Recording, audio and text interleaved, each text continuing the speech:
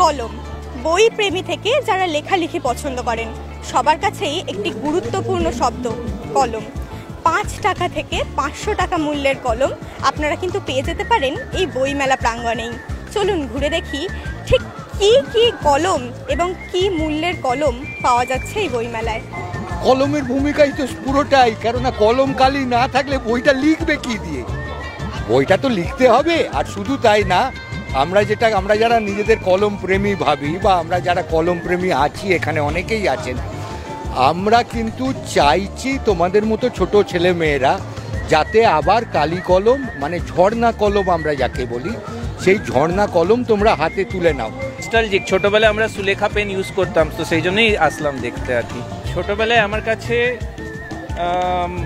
কমসে কম 200-300 খানা পেন ছিল, তো পেন না থাকলে তো আর হয় না, পেন তো চাই।